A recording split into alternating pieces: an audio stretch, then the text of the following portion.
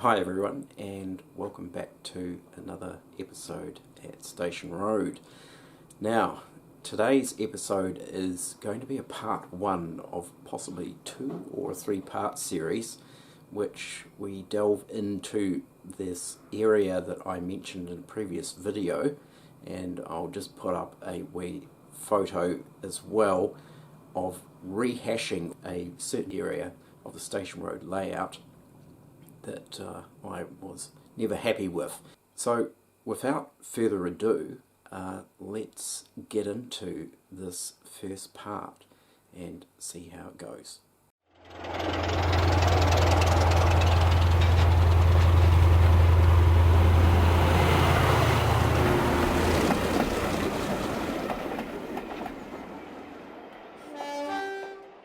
So this is the area that we are going to have a look at, and well, essentially we'll lift all of this stuff out, and we'll mark out where we're going to replace the baseboards. So let's just move all of this stuff out of the way first.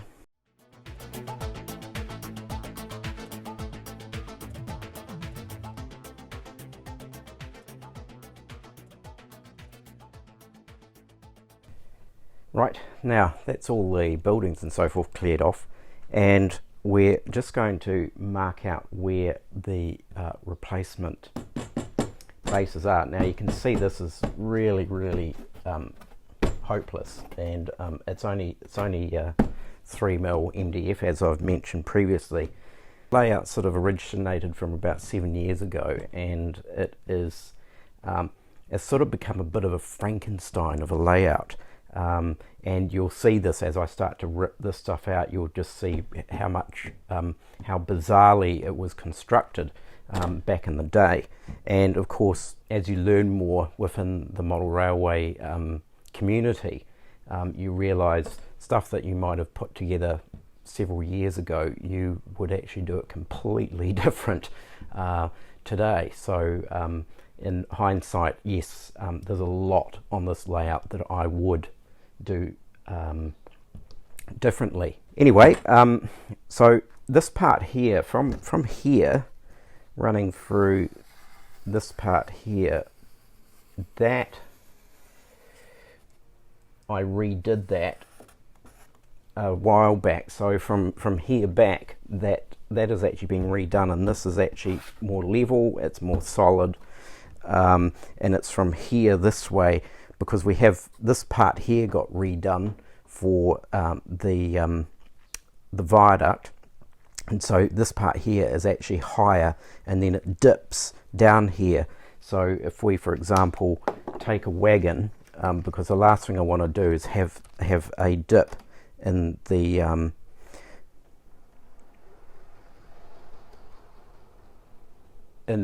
actual platform area.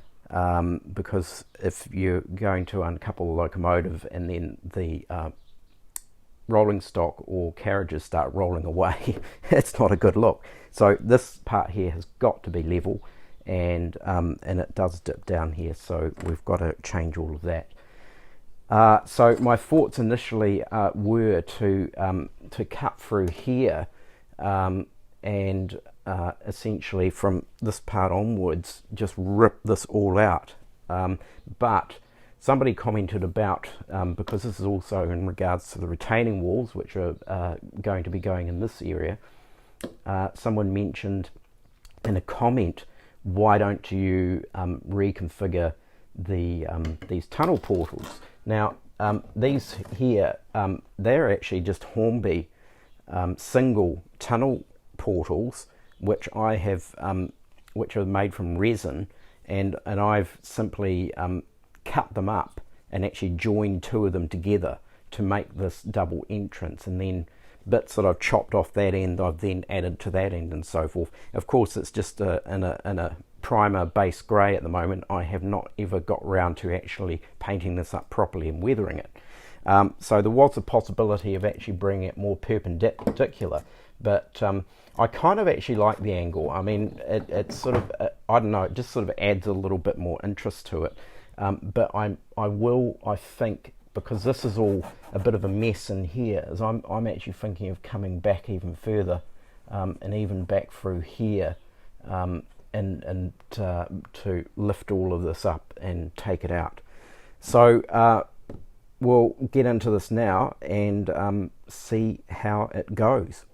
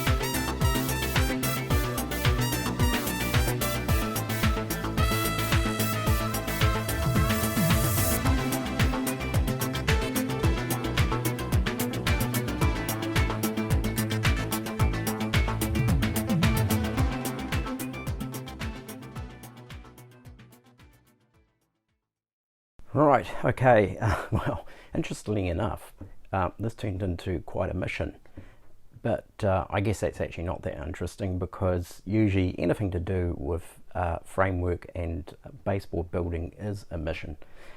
So I've continued with the previous theme of it being a Frankenstein baseboard, and essentially reframed this entire area.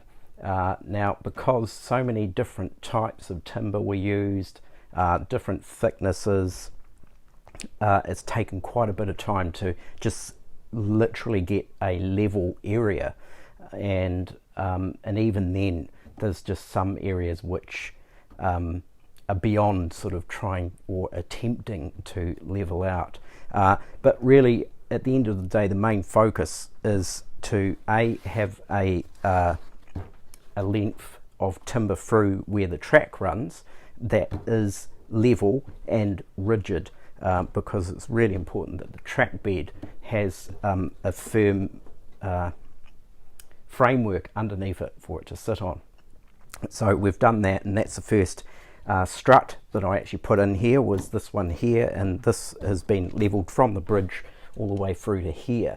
Now there is a slight, and I mean a very, very slight incline, but I'm hoping that it will settle down, because I did actually put in some new legs underneath the baseboard as well, which was part of the issue, because the actual whole baseboard was actually sagging like about 10 millimeters from here through to about here, because I didn't put any legs in under there, thinking I wouldn't need them.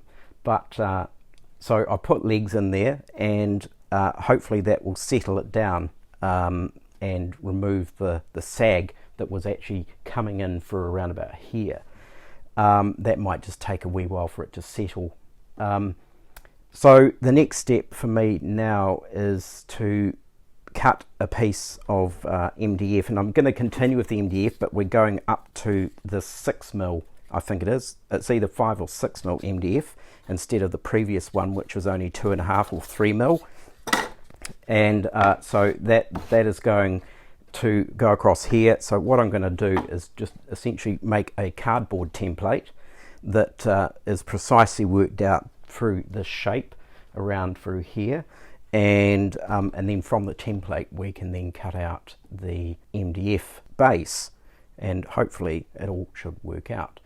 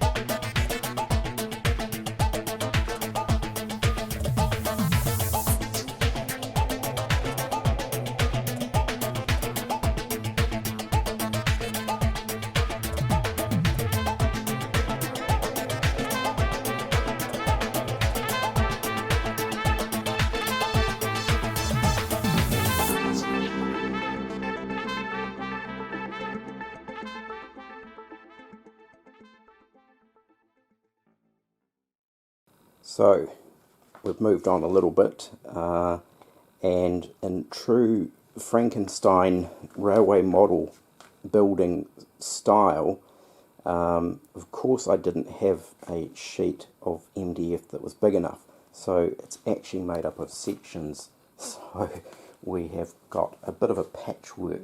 There's another join there, through here, and there's another join through here as well. But we end up with the same result, and that is a nice smooth level section through here, which was the ultimate goal.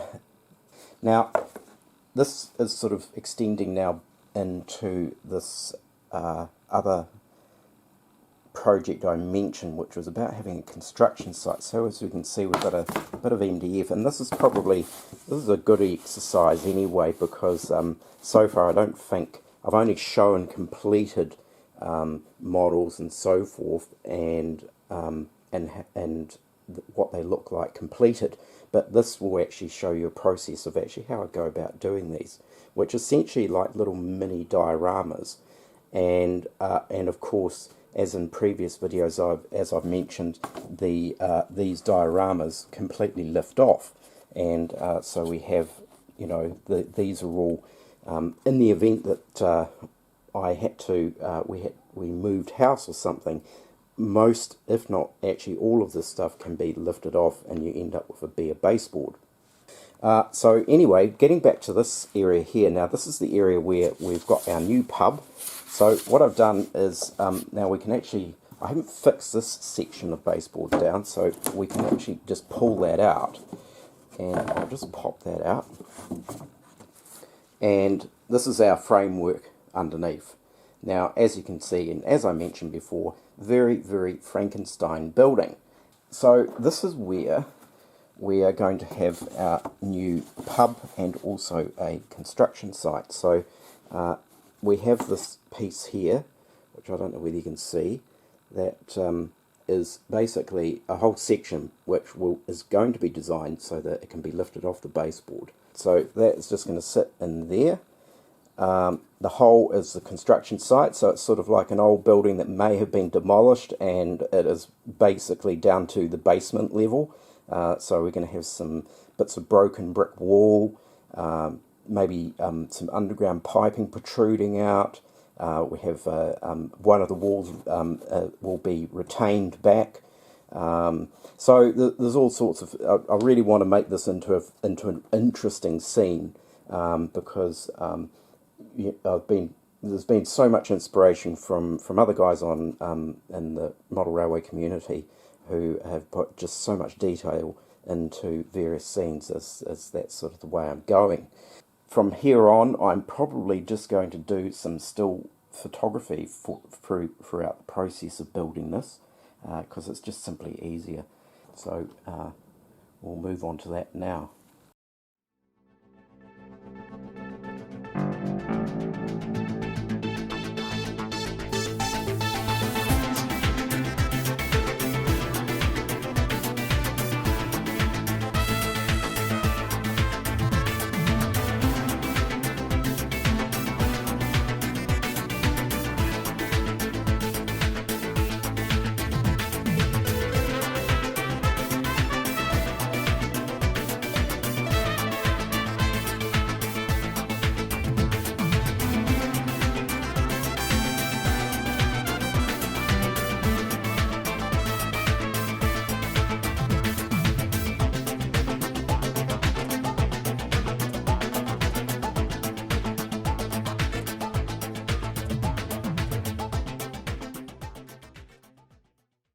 Right, so I thought I'd step in at this point with a video. So this is where we're at so far now. I've managed to get the, well, as we saw, the retaining wall is now fixed in place. And we've got some bracing there which isn't fixed at the moment. And then we've also got over here, we've got this little remnants of a basement or foundations of a building that once stood here.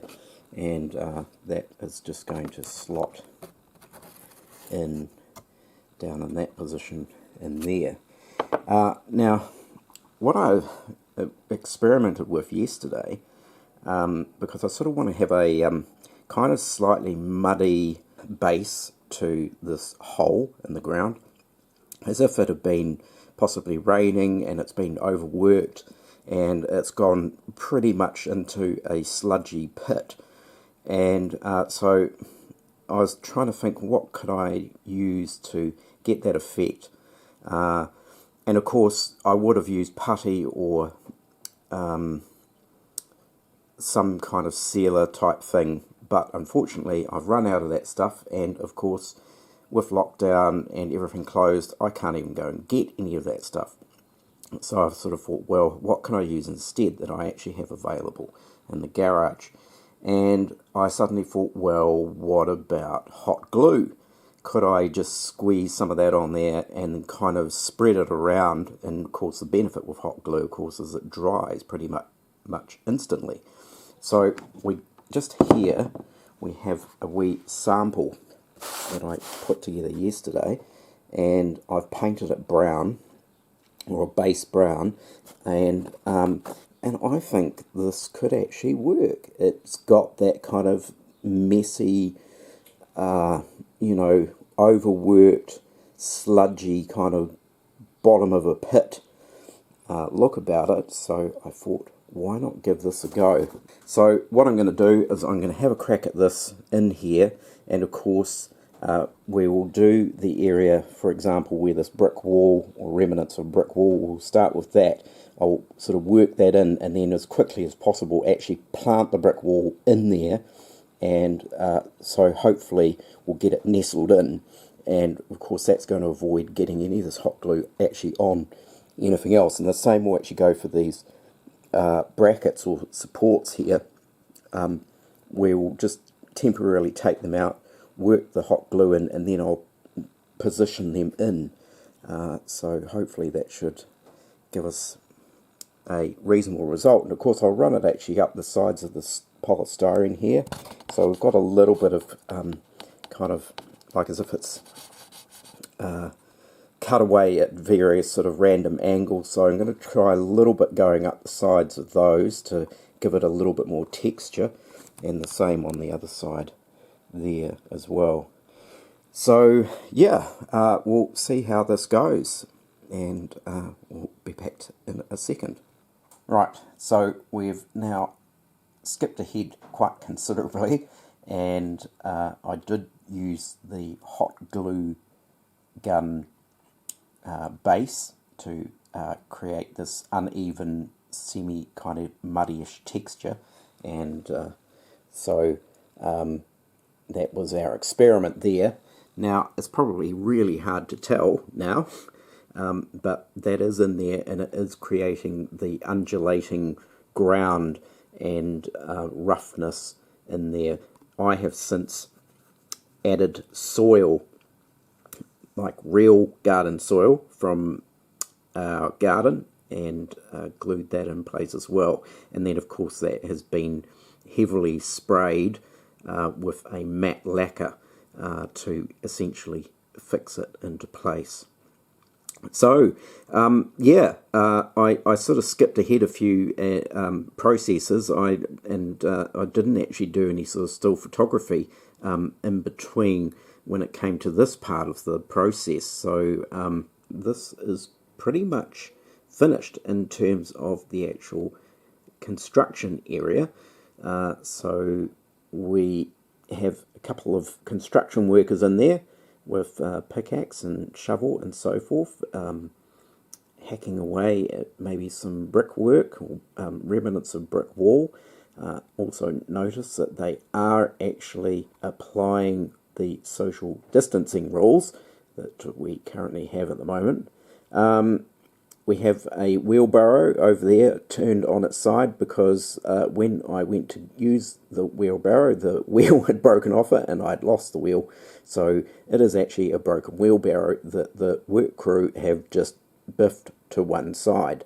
On the bank there is a couple of protruding drainage or sewage water mains pipes poking out, and yeah, there we have it.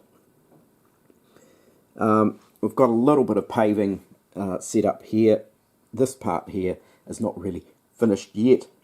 There will be a fence that will run along here that will actually secure the construction site, and it'll be sort of partially sort of dilapidated with some missing palings, and it will also have some billboards attached to it as well, which was often seen around construction sites. I've yet to do stuff around this side, so we've got the paving in and so forth, but of course there's a lot more detail to do in this area, and then also once again around, if we just try and get around in here, and we have got a little bit of cobblestone and some more paving there, and this will be the sort of outdoor area. Actually, if we just move, these are going to be in here somewhere. That will be the outdoor area for the pub. So we'll conclude that as part one of this area that is getting refurbished. And I think part two, which hopefully I should be able to get up next weekend, will start to look at forming or shaping the station area. So that includes pavements and so forth. So I hope you enjoyed that video, and it was a bit of a mix-up actually of some still photography and some video as well. And I guess really in some respects I'm still trying to sort of figure out what is the best way to cover some of the aspects, particularly in how-to videos. So hence my experimentation between doing some still photography and also some video work as well. But that aside, I do hope you enjoyed this video. I'm really quite pleased with the outcome of the construction area itself and how that has actually come out, and I can only see it looking even better once the other areas are complete as well.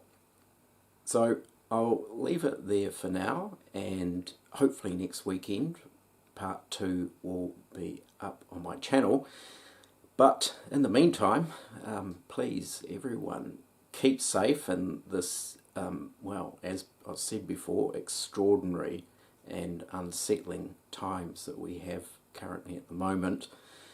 And don't forget to like and subscribe if you're not already a subscriber to my channel.